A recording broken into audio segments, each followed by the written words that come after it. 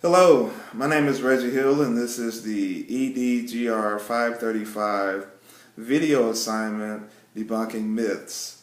I chose to focus on mental illness, and I had opportunity to read an article written by Dr. Ahmed Zaid, who focused on 7 common myths regarding mental illness that people should abandon. I'm going to give you a little insight on what he wrote, as well as my own take on the whole idea of mental illness. The first myth states people only need drugs to recover from mental illness. I believe that's a myth as well. Let's take the flu vaccine, for instance.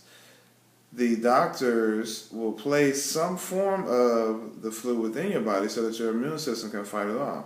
So I believe that oftentimes, even with mental illnesses, the drugs that are placed in the body actually add to some of the symptoms that people are experiencing.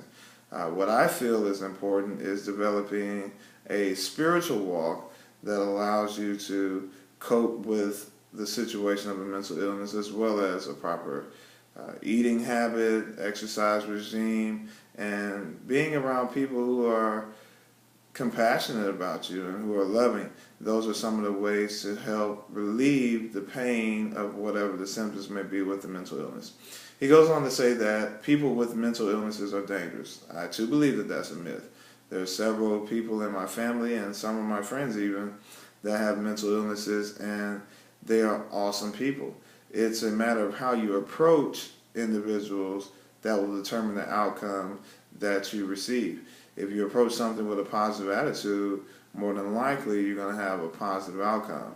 And the same goes if you approach it with a negative outcome. That generally is the result. Then Dr. Zaid goes on to say, people who suffer from mental illnesses can pull themselves out. Now, he says it's a myth, but I personally believe that that is possible.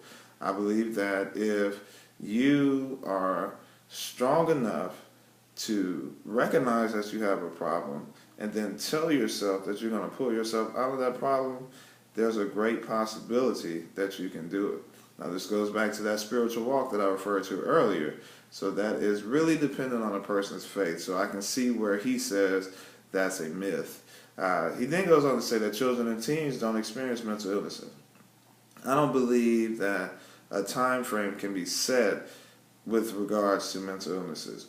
The mental illnesses are attributed to the experiences and situations that people endure. So many teens, even ones that I work with, have dealt with more in their life than most adults would ever even imagine seeing. And these are the situations that occur when people go on to head in pathways that lead to mental illnesses. So that's something that we have to be considerate of and not really put a timeline of age on the idea. He then goes on to say that people with mental illnesses can't take care of their family, they can't have a job, and they can't contribute to society. I too believe that that's a myth. Because if you put your mind to something, regardless if you have a mental illness or not, and you have people around you that are willing to assist you and ensure that that dream or goal comes into fruition, you can go and be an innovative whiz and think of something that improves the quality of life in your community. Or you can fall in love with the treasure of your life and start a great family. Or you can find a job that is fitting to your gifts and abilities and maintain that job for quite some time.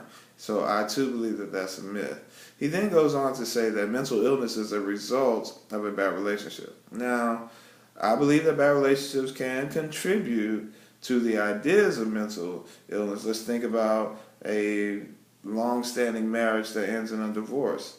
Someone might not necessarily be able to deal with that, and that can lead them into depression, which could lead into a form of mental illness. And finally, Dr. Zaid speaks on depression is just sadness. I believe that's a myth as well, because there's so much more that attributes to depression, whether it's fluctuation of your weight, aging, you thought you were going to make an A in a class and you failed. Whatever the case may be, there are different things that add to the ideals of depression. And we cannot only manipulate the idea of depression as simply being sadness.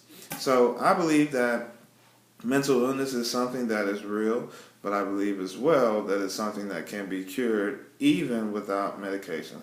And if we have an opportunity to meet someone with a mental illness, let's always remember to be kind and treat those individuals just as we would like to be treated. And I think if we keep that concept regardless of what we face in life, this world will be a lot better place.